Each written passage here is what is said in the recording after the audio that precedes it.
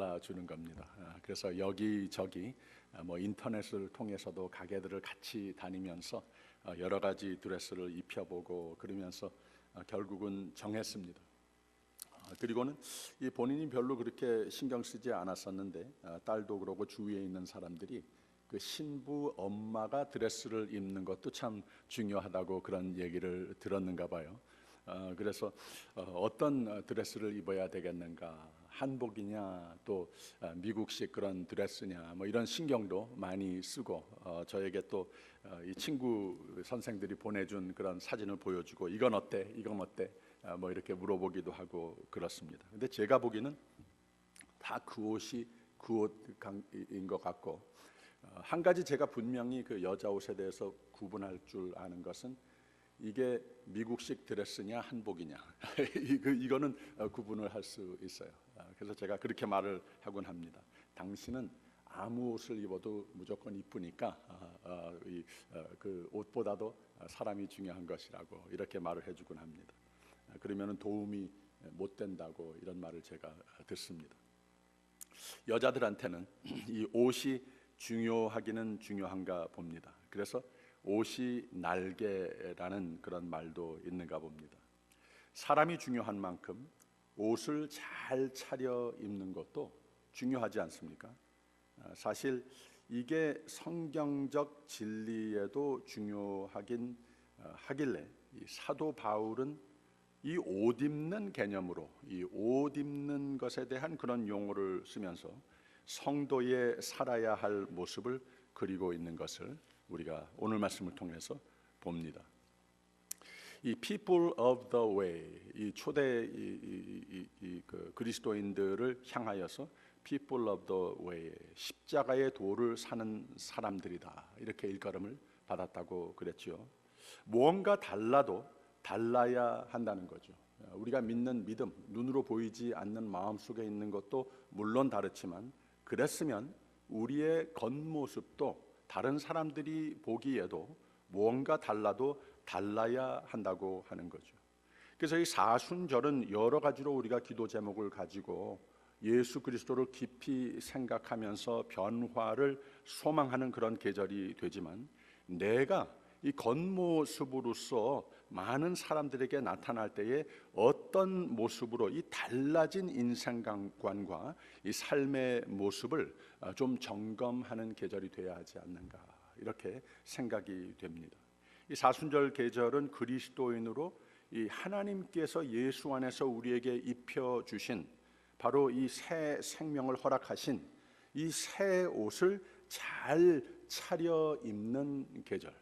내가 예수 그리스도를 믿음으로 말미암아 새 사람이 됐는데 내가 입고 있는 그 옷의 모습들이 어떤 것인가 이런 것을 한번 점검을 해보는 조금 구겨진 모습들은 없는가 이것을 좀 잘 데려야 할 나의 입은 옷의 모습들은 없는가 좀 너무 때가 묻어서 이것을 좀 세탁하여야 할 그런 나의 부분들은 없는가 이렇게 이 셀프 이 퍼셉션에 대해서 나 자신에 대해서 다시 한번 둘러보면서 하나님의 영광이 되고 많은 사람들에게 예수 그리스도의 그 귀한 복음의 대사의 삶으로서 내가 다시 한번 하나님 앞에도 모든 사람들에게 보여질 수 있는 그런 모습을 다시 한번 회복하는 계절이 돼야 하는 것이라 이렇게 생각이 됩니다.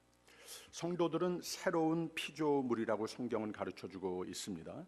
이 창조하신 자의 형상을 조차 새롭게 하심을 입은 자들이다. 10절에는 이렇게 말을 하고 있습니다. 이 성도들은 사람을 창조하신 자의 하나님의 형상, 곧 의와 진리의 거룩함을 따라서 하나님의 지식을 깨달을 수 있도록 재창조된 거듭난 사람들이라고 성경은 말해주는데 사도 바울이 에베소서 4장에서 이렇게 가르쳤습니다. 의와 진리의 거룩함을 위해서 새롭게 지음을 받은 자들이다. 처음 인간이 누구였습니까? 아담이었습니다. 첫 아담, 죄로 말미암아 하나님의 형상을 잃어버렸습니다. 그래서 하나님께서는 예수 그리스도를 세상에 보내셨는데 이를 둘째 아담이라고 합니다. 예수 그리스도를 통하여서 성도들을 구속하시고 자기 형상으로 성도들을 새롭게 창조하시고 새롭게 창조하셨으면 바로 거기에 예수 그리스도를 입고 하나님께도 받아들일 만한 모든 사람들에게 예수 그리스도로 말미암아 새 삶을 받은 사람의 모습이 보여져야 한다고 하는 겁니다. 그래서 바로 이 하나님의 재창조에 의해 새롭게 된 피조물인 성도들은 이제 완전하고도 영원한 존재로 지음을 받은 영광된 존재이라. 사도 바울이 바로 여기서 이 재창조를 입은 성도들을 가리켜서 그리스도로 옷 입은 자들이라 이렇게 설명을 합니다. 이제 새로운 신분으로 완전히 거듭난 자이기 때문이라고 하는 거죠. 헌옷을 이제는 벗자 새 옷을 입는다고 하는 것은 그의 신분이 이제 완전히 달라졌다고 하는 것을 의미하고 있습니다. 왜 이렇게 그리스도의 옷 입은 자들은 그 특징이 있는가? 무엇인가? 어떻게 나타나야 되겠는가? 오늘 말씀을 통해서 우리가 배웁니다. 크리스찬 베커라고 하는 신학교 제가 다녔던 신학교 교수가 교수에게 이 학생 하나가 질문을 던집니다. 교수님, 제가 구원을 받았는지 안 받았는지 가끔 의문이 있을 때가 있습니다. 이것을 내가 확실히 알 수 있는 방법이 무엇입니까? 이렇게 질문을 합니다. 그 교수님께서 맺혀진 열매를 보면 내가 하나님의 사람이라고 이 자아의식을 갖는 것은 중요한데 그 믿음이 있는 것은 중요한데 내가 볼 수 있고 주위 사람들이 볼 수 있는 무언가 달라진 나의 삶에 맺혀진 열매를 보면은 알 수 있는 것이라. 어떻게 열매인가? 하나님의 음성을 들을 줄 알고 사모할 줄 알고 깨닫고 의지하고 비로소 내 삶에 변화의 과실이 열려져 있는 것이 보여지면은 그것을 보고 알 수 있는 것이다. 과연 내가 구원을 받은 사람이구나. 사순절 계절은 그리스도인으로 새 옷을 잘 차려 입는 계절입니다. 오늘 말씀 중에 12절에 있는 말씀 다시 한번 보세요. 그러므로 너희는 하나님의 택하신 거룩하고 사랑하신 자처럼 긍휼과 자비와 겸손과 온유와 오래 참음을 옷 입고 그랬습니다. 그래서 하나님은 그리스도로 옷 입는 자가 무엇인가? 긍휼과 자비와 겸손과 온유와 오래 참음으로 행하는 자들이라 이렇게 가르쳐주고 있습니다. 더 나아가서 누가 네게 혐의가 있거든 서로 용납하여 피차 용서하되 주께서 너희를 용서하신 것과 같이 너희도 그리하고 이 모든 것 위에 사랑을 더하라. 이는 온전하게 매는 띠니라 그랬습니다. 하나님의 사람들이 갖추어 입어야 할 보여져야 할 그 열매들을 여기에서 가르쳐주고 있습니다. 진정한 그리스도인들은 예수 사랑으로 옷 입은 자들이어야 한다고 하는 거예요. 이 옷은 다른 옷이 아니고 예수 그리스도께서 지상 목회하시는 가운데에 그 제자들로 하여금 보고 배우라고 늘 차려 입으셨던 그 의복의 모습들을 가르쳐주고 있습니다.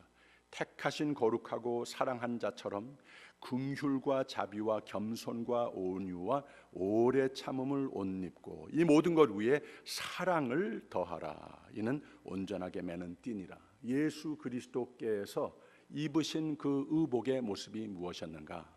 가장 상징적인 모습, 가장 충격적이면서도 상징적인 모습, 이대로 여기에 하나님의 사람들의 퀄리티를 그대로 본보이신 의복에 차려입으신 모습이 무엇이었는가? 바로 돌아가시기 전날 밤에 제자들과 디너를 하다가 그 자리에 일어서서 입은 옷을 다 벗어버리고 바로 그 세대의 가장 낮은 종 노예의 모습으로 그냥 허리에 수건만 두르고 무릎을 꿇고 대야를 가져다가 제자들의 발을 씻어 주었던 그 모습, 그 의복 예수님께서 모델링을 해 주셨다고 하는 겁니다. 바로 너희도 그렇게 하여야 하리라. 바로 이것을 의식을 하면서 사도 바울이 교회를 향하여서 하나님 사람들에게 향하여서 바로 하나님께 인정을 받으려면 모든 사람들에게 달라도 다른 다른 모습을 보여주기 원한다면 바로 이 허리에 수건만 걸쳤던 예수 그리스도의 모습, 너희도 그리하여야 하리라. 바로 섬기는 모습, 사랑하는 모습, 오래 참는 모습, 온유와 겸손과 자비와 긍휼의 모습, 사랑의 모습이 나의 삶에서 보여줘야 한다고 하는 겁니다. 하나님의 사람들이 갖추어 입어야 할 옷이 바로 이 사랑의 의복이라고 하는 겁니다. 하나님 택하신 사랑하는 성도들은 말씀 그대로 창세 전부터 택함을 입은 사람들입니다. 그리스도의 의를 힘입어 거룩하게 됨을 받은 사람들입니다.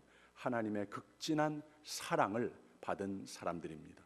따라서 성도들은 하나님의 이와 같은 무한한 사랑을 입은 자들로서 마땅히 긍휼과 자비와 겸손과 온유와 오래 참음으로 살아야 한다고 하는 그런 말입니다.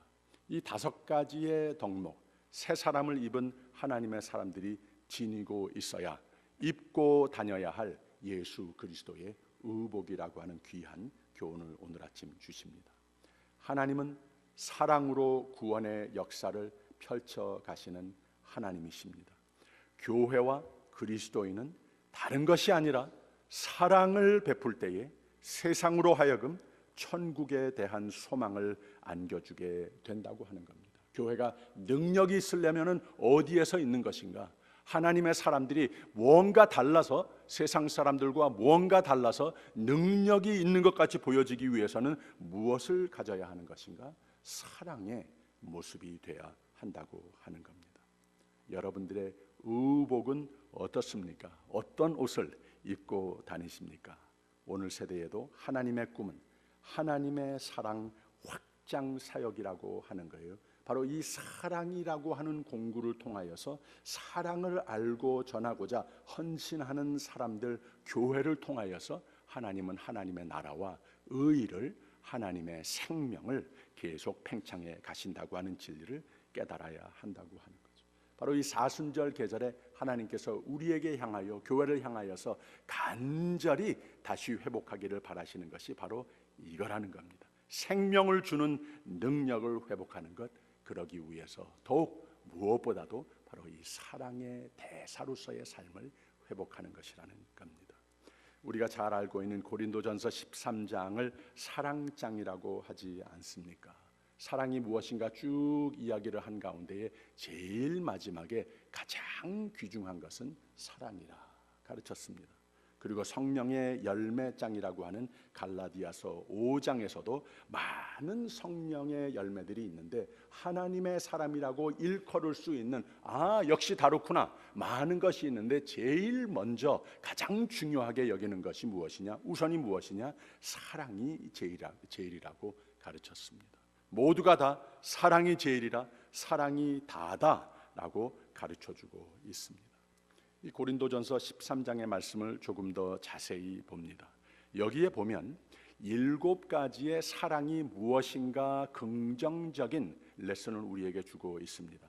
하나는 오래 참고, 그 다음에는 온유하며, 진리와 함께 기뻐하고, 모든 것을 참으며, 모든 것을 믿으며, 모든 것을 바라며, 모든 것을 견디느니라. 사랑은 이런 것들이라. 그리고 고린도전서 13장에 사랑이 아닌 것들을 또 7가지를 가르치는데, 투기하는 자, 자랑하는 자, 교만한 자, 무례히 행하는 자, 자기 유익을 구하는 자, 성내는 자, 악한 것을 생각하는 자라고 그랬습니다. 그래서 이 사랑이라고 하는 것 우리가 잘 차려입고, 사랑이 아닌 것들은, 나에게 어울리지 않는 그런 의복은 우리가 벗어 제치는 사순절 계절이 돼야 한다고 하는 겁니다. 바로 여기서 보는 이 사랑의 긍정적인 해석, 또 그 다음에는 사랑이 아닌 것의 이 해석이 2가지가 나란히 병렬되어 있다고 그랬는데, 이 차이가 무엇이냐? 긍정적인 사랑의 의복을 잘 차려입고 사는 사람들을 통해서는 뭐가 보여지고 뭐가 모든 인간관계 속에서 끼쳐지는가 하면은 소망이라고 하는 겁니다. 모든 인간관계 속에서 서로를 보는 눈이 소망이 거기에서 나온다고 하는 것이고, 사랑이 아닌 것들, 이런 것들, 투기하는 자, 자랑하는 자, 교만한 자, 무례히 행한 자기 유익을, 이런 모습이 자꾸 나타났을 때에 모든 인간관계에서 서로를 보는 눈 속에 절망이 거기에서 나타난다고. 그래서 우리가 사랑을 할 수 있느냐, 사랑이 아닌 것을 늘 고집하느냐에 따라서 바로 소망의 인간관계 공동체를 이루느냐, 아니면은 절망을 낳는 모습이 되는 것인가.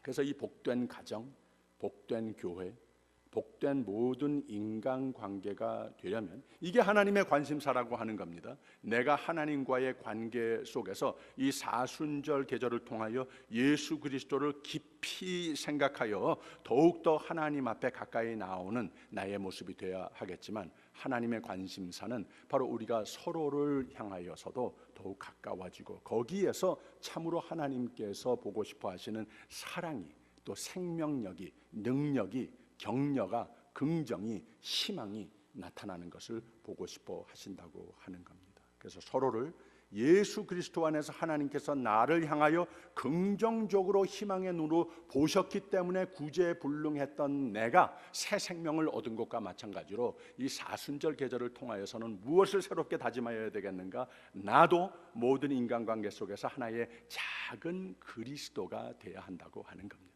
그래서 나의 삶을 통하여서도 긍정적으로 서로를, 모든 인간관계 속에서 서로를 긍정적으로 보는 눈을 회복해야 된다고 하는 겁니다. 모두를 소망의 대상으로 볼 줄 알고, 그리고 모두가 나를 볼 때에 소망의 대상으로 보아야 한다고 하는 거죠. 위대한 신학가 아담 클라크라고 하는 분이 있었습니다. 이분이 어렸을 때는 공부를 참 못했다고 합니다. 모든 것에 무디고 느렸습니다. 하루는 교장이 이 아이가 공부하는 교실을 방문합니다. 선생이 교장을 붙들고 말을 합니다. 이 아담 클라크 아이를 가리키면서 나는 저 애 때문에 늘 스트레스에 못 견디겠다고, 애가 어쩌면 저렇게 머리가 나쁠 수 있냐고 이렇게 한탄을 합니다. 이 교장이 보니까 역시 좀 버벙해 보이고, 항상 혼자 놀고, 애들 놀림감이 되고 그렇습니다. 그 애가 종친 후에 집을 터벅터벅 걸어가는 길에 교장이 밖에서 기다리다가 그 옆에 나란히 걸어갑니다. Can I walk with you? 그러면서 이 아이에게 하는 말이, 너는 희망을 가져. 너는 언젠가는 대학자가 될 수도 있어. 그 대신 희망을 가져. 그 희망에 따라서 노력도 많이 하면은 반드시 돼. 열심히 해, 노력해, 희망을 가져. 이 몇 마디를 하고 집으로 보냈습니다. 이 교장은 오늘은 절망적으로 보이는 애의 미래는 소망의 대상으로 보지 않을 이유가 없다고 하는 것을 믿었습니다. 믿음의 눈으로 바라보았습니다. 소망의 눈으로, 사랑의 눈으로 바라보았습니다. 그 선생은 이 아이를 절망의 불만의 눈으로만 보았습니다.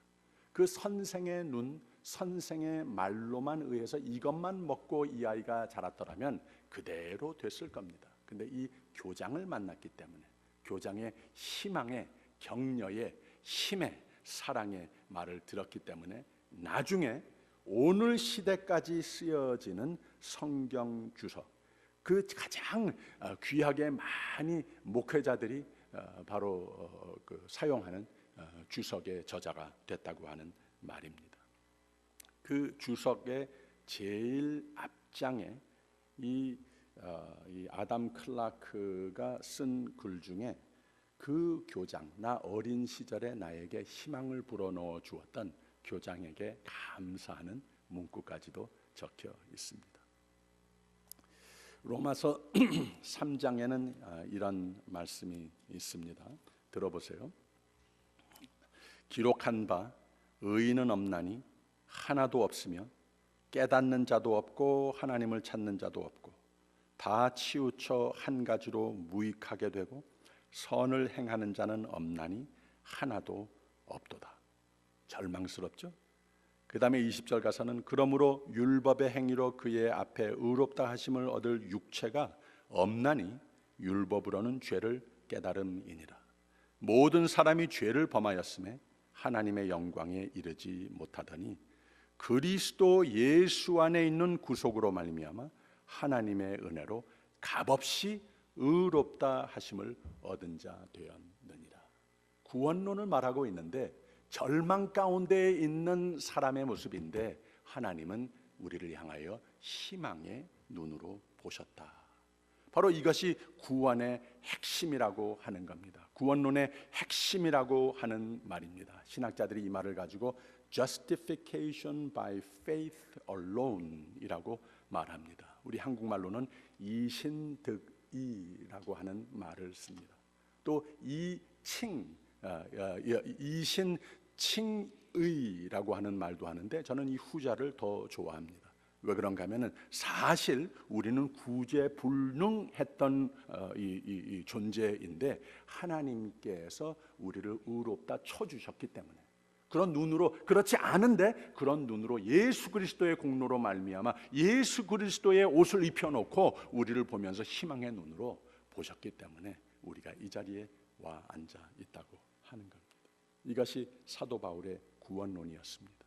구원은 우리 구원은 우리의 희망입니다. 그리고 오직 은혜, 하나님의 희망의 눈으로 예수 안에서 구제불능한 우리를 하나님이 희망으로 보여주셔서 비롯됐다고 하는 것. 사순절의 의미가 무엇입니까? 믿음입니다. 희망입니다. 서로에게 향하여 사랑이라고 하는 겁니다. 왜? 하나님께서 나 된 나를 그런 눈으로 보셨기 때문에 그렇다는 거죠. 하나님 바로 이 마음을 지니셨길래 나에게 향한 긍정적인 마음을 가지셨기에 우리가 구원을 얻을 수 있었다고 하는 말입니다. 우리에게 믿음을 주셔서 힘든 세상, 고난이 부닥쳐도 희망으로 살 수 있는 것이라고 하는 말입니다. 나와 가정을 이루며 나와 교회를 이루고 있는 사람들을 한번 내 마음속에 이 아침 연상해 보십시다. 나와 커뮤니티를 이루고 있는 그 한 영혼은 사랑을 받기 위해 태어난 사람들이라. 내가 어떤 눈으로 지금까지 보아왔던지 상관없이 하나님께서 그 영혼을 어떤 눈으로 보고 계신가? 나를 본 눈과 똑같이 희망의 눈으로, 은혜의 사랑의 눈으로 보시고 있다고 하는 것. 그 눈을 빌어서 이 사순절 계절만큼은 내가 서로를 향하여 그 눈을 가져야 한다는 겁니다. 여러분으로부터 사랑을 받기 위해서는 긍정적으로 희망적으로 매일 어떤 상황에서든지 가장 큰 실수를 범한 현장에서도 우리가 희망으로 사랑으로 그들을 접근해야 하는 겁니다. 그러면 언젠가는 훌륭한 내가 자랑스러운 사람이 될 것이고 나중에 고맙다고 기억할 겁니다. 하나님과 우리와의 관계와 똑같다고 하는 겁니다. 사람은 사실 이걸 먹고 사는 존재입니다. 희망을 먹고 사는 존재입니다. 이미 그래서 아니요, 그런 눈으로 누군가가 보아주었기 때문에 사랑 때문에 이걸 먹고 사는 사람들입니다. 사랑의 정의를 잘 가르치는 말씀이 오늘 주시는 말씀이자 또 이 고린도 전서의 말씀입니다. 오래 참고 온유하며 진리와 함께 기뻐하며 모든 것을 참으며 모든 것을 믿으며 모든 것을 바라며 모든 것을 견디느니라. 사랑은 미래를 창조합니다. 사랑은 곧 생명력입니다. 우리가 기도가 전부이다. 지난주일에 말씀을 나눴죠. 사랑도 전부입니다. 사랑은 절망이 있는 곳에 희망을 부활시킵니다. 사랑이 희망을 가능케 합니다. 한 가지 더 덧붙여서 사랑은 인내입니다. 인내도 끝까지 하여야 하는 겁니다. 그래서 사도 바울은 바로 이 인내를 강조하는 말씀을 바로 이 긍정 중에 네 가지로 말을 하고 있습니다. 사랑은 오래 참고 모든 것을 참으며 모든 것을 바라며 모든 것을 견디느니라. 사실 생각하면 이 7가지 사랑의 정의에 대한 설명 7가지가 다 인내에 대한 말이라고 하는 거예요. 이 7가지 사랑이 아닌 것들, 부정적인 것들, 인간관계를 망가뜨리는 것들, 이 모든 것은 사실 인내의 부족의 모습들을 가리키고 있다고 하는 거예요. 보세요. 투기하는 자가 되지 말라. 자랑하는 자가 되지 말자. 교만한 자, 무례행하는 자, 자기 유익을 구하는 자, 성내는 자, 악한 것을 생각하는 자, 불의를 기뻐하는 자. 이 모든 것이 가만 생각을 해보면 인내 부족에서, 인간관계 속에서 인내 부족에서 낳는 모습들이라고 하는 겁니다.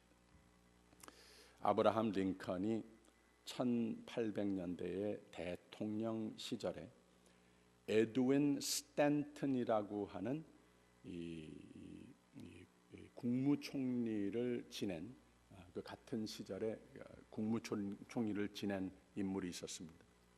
근데 이분이 이 스탠튼이 국무총리가 되기 전에 스탠튼은 링컨 대통령을 늘 반대하고 뭐 아주 똑똑한 사람이기는 한데 늘 도전적이고 그랬다고 합니다. 그래서 아주 이 공적인 자리에서 이 스탠튼은 링컨 대통령에 대해서 이런 말을 하곤 했다고 합니다. 링컨 is a low cunning clown. 아무것도 모르는 이런 사람이라. 이런 말도 심심하면은 했고, 링컨 is the original gorilla. 아주 미련한, 이 고릴라와 같이 미련한 사람이라. 이런 말을 막 했고, don't have to travel to Africa to find one. We have one in Springfield, Illinois. 그랬다고 하는 겁니다. 고릴라를 보려면은 저 아프리카 가지 않아도 된다. 여기 일리노이에 이미 한 분이 계시다. 이렇게 말을 했다고 합니다. 근데 이런 얘기들을 다 듣고 알면서도 아브라함 링컨은 이 스탠튼을 보는 눈이 얼마나 미울 수 있겠습니까? 그런데 그런 눈으로 보지 않고 그냥 입 다물고 있었다고 합니다. 나중에 가서 바로 이 모든 사람들이, 주위 사람들이 의아하게 생각할 이 계기가 됐는데, 바로 이 에드윈 스탠튼을 자기의 Secretary of War, 이 국무부 장관으로 세우는 거예요. 그래서 사람들이 하필이면 저 사람을 장관으로 어떻게 세울 수 있습니까? 하니까 링컨이 대답하기를 He is the best man for this job. 이랬다는 거예요. 희망의 눈으로 보았습니다. 저 사람이 할 수 있을 것 같다. 나는 그 가능성을 본다. 그래서 이 모든 이 장관으로 세워놓고서는 링컨이 이 스탠튼에게 향하여 자신도 그렇지만 모든 사람들로 하여금 존경을 받게 하고 그런 분위기를 모든 것을 배려해 주었다고 하는 그런 이야기입니다. 링컨 대통령이 이 극장에서 암살을 당하지 않았습니까? 근데 그 극장 안에 2층에 자리에 이 에드윈 스탠튼이 있었다는 거예요. 그걸 봤어요. 그리고 누워서 저 밑에 대통령이 누워서 죽어가는 모습을 바라봤다는 거예요. 근데 그 옆에 있는 사람들에게 눈물을 주르륵 흘리면서 스탠튼이 그렇게 말을 했다고 하는 겁니다. There lies the greatest ruler of men the world has ever seen. 저기 누워있는 저 사람, 이 인류 역사상 가장 위대한 통치자, 저기 누워 계시다. 이렇게 말을 했답니다. 사랑은, 인내는 오래 참아주고 모든 것을 참아주고 모두를 희망의 눈으로 보며 모든 것을 내가 견뎌주는 사람은 사람을 살려주는 능력을 가진 사람입니다. 그런 사람이 되십시다. 내일이 3.1절이죠. 내일입니까? 내일 모레가 3.1절이죠. 한 가지 더 이 그리스도인으로서 옷을 잘 갖추어 입어야 하는 것을 오늘 말씀 15절에 보면은 나와 있습니다. 15절 같이 한번 또 읽어볼까요? 15절에 있는 말씀. 그리스도의 평강이 너희 마음을 주장하게 하라. 평강을 위하여 너희가 한 몸으로 부르심을 받았나니 또한 너희는 감사하는 자가 되라. 그랬습니다. 하나님께서 우리에게 사랑을 부어 넣어 주시고 사랑을 서로에게 나누는 것, 우리가 예수 그리스도를 따르는 사람으로서 마땅한 갖추어 입어야 할 무언가 다른 모습이 되지만, 세상이 줄 수 없는 평강을 누린 사람으로서 나를 통하여서, 교회를 통하여서 세상이 알지 못하는 줄 수 없는 그 평화, 평강을 알고 나누는 모습이 돼야 한다고 하는 겁니다. 하나님은 그리스도의 옷을 입은 자들을 평강 가운데에서 행하는 자들이라 말씀을 하시고, 평강을 끼치는 통로의 삶을 잘 감당하는 사람이 되어야 하는 것이라 이렇게 가르치시는 겁니다. 사랑이 중요하지만 평강도 정의도 중요하다고 하는 겁니다. 제가 신학교의 일을 보던 시절에 한국의 한신대라고 하는 신학교를 방문했어요. 거기에 그 최수일 총장께서 자신의 그 자필, 그 서예 작품 하나를 선물했습니다. 이 한국의 근대 역사를 조금 의식하면서, 그러나 교회가 지녀야 할, 갖추어 입어야 할 이 모습을 그린 세 가지 단어에 바로 이 벽걸이를 저에게 선물을 했는데, 이 세 한문으로서 써 있는 글자였습니다. 생명, 평화, 정의. 생명, 평화, 정의라고 하는 세 가지, 기독교 교회가 사회에 끼쳐야 할 신조인 그 말씀을 적은 것을 저에게 선물로 주었습니다. 1919년 3월 1일은 우리 고국 역사 중 가장 극악의 사회적 현황에서 자유를 외치며 대부분의 그리스도인 대한민국의 젊은이들이 대한민국의 자유를 선언하는 성명서를 동경으로 보내면서 약 200만 청년들이 길거리로 쏟아져 나왔습니다. 우레 같은 한 목소리로 만세 만세를 500번 외치면서 자유를 선언했습니다. 그날 일본군에 의하여 3만 명의 젊은이들이 죽었습니다. 5만이 감금되었고, 바로 이들의 모임들이 주로 교회에서 가져졌기 때문에 750교회가 불에 탔다고 합니다. 사실 이 3.1절 운동은 일본의 더욱 강경한 그런 억압 정책을 불러일으키기는 했지만, 한국 국민의 자유를 선언하면서 온 국민의 심장에 뜨겁게 불타는 국가적 자유의 회복을 디맨드하는 이 이 스피릿은 35년의 억압과 6.25 전쟁과 국가 사회 재건 시대들을 지나오면서도 바로 이 대한민국 만세의 영은, 이 스피릿은 강력한 원동력이 되어서 특히 이민 생활을 하는 우리에게 아주 자랑스럽고 전 세계의 정치적, 경제적, 문화적, 교육적, 과학적, 기독교 종교적 발전과 영향력이 온 세계의 강국 중 강국으로 눈부시게 발전해 가는 데에 큰 원동력이 됐습니다. 이 기억과 그날의 꿈은 우리 민족이 잊어서는 안 되는 겁니다. 분명한 게 한 가지 있는데, 한국 근대사의 교회와 그리스도인의 영향력과 예수 그리스도로 옷을 입은 사람들의 무언가 달라도 그 다른 때문에 소유한 능력, 이 역할이라고 하는 겁니다. 그리스도인이 입었던 옷이라고 하는 겁니다. 믿음의 옷, 생명의 옷, 정의의 옷, 화평의 옷이라고 하는 겁니다. 하나님의 한국 민족의 억압을 보시고 들으시고 오셔서 건지신 한국 근대 역사라고 말을 할 수도 있겠지만, 바로 하나님께서 쓰신 공구는 무엇이냐? 하나님 앞에 신실한 무언가도 달라진 교회와 교인을 통하여서 이 일을 이루셨다. 이렇게 말을 해도 저는 마음이 편합니다.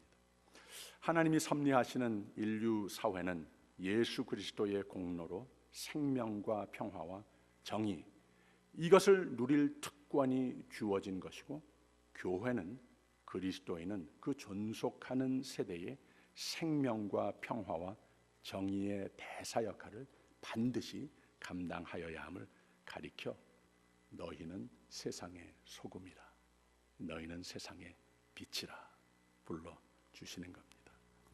성경에는 그리스도인을 권면하는 말씀 중에 에베소서 5장에 이런 말씀이 있습니다. 너희가 전에는 어두움이더니 이제는 주 안에서 빛이라. 빛의 자녀들처럼 행하라. 빛의 열매는 모든 착함과 의로움과 진실함에 있느니라. 주께 기쁘시게 할 것이 무엇인가 시험하여 보라. 너희는 열매 없는 어두움의 일에 참여하지 말고 도리어 책망하라.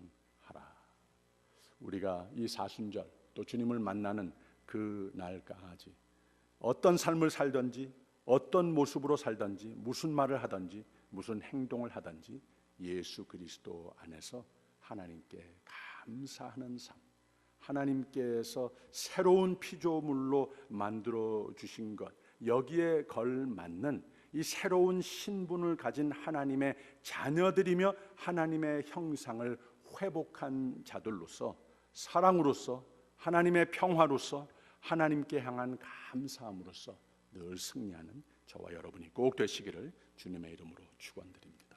기도하겠습니다. 사랑의 하나님 아버지, 하나님의 은혜에 감사와 찬송을 올려드립니다. 하나님께서 우리에게 허락하여 주신 예수 그리스도 안의 평강을 소유한 자들이기에 악한 세력이 도무지 터치하지 못하며 늘 승리의 삶을 차지하게 하여 주시옵소서.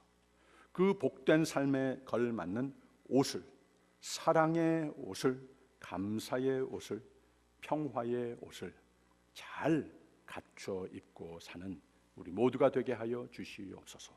감사드리며 예수 그리스도 이름으로 기도하옵나이다. 아멘. 준비하신 대로 헌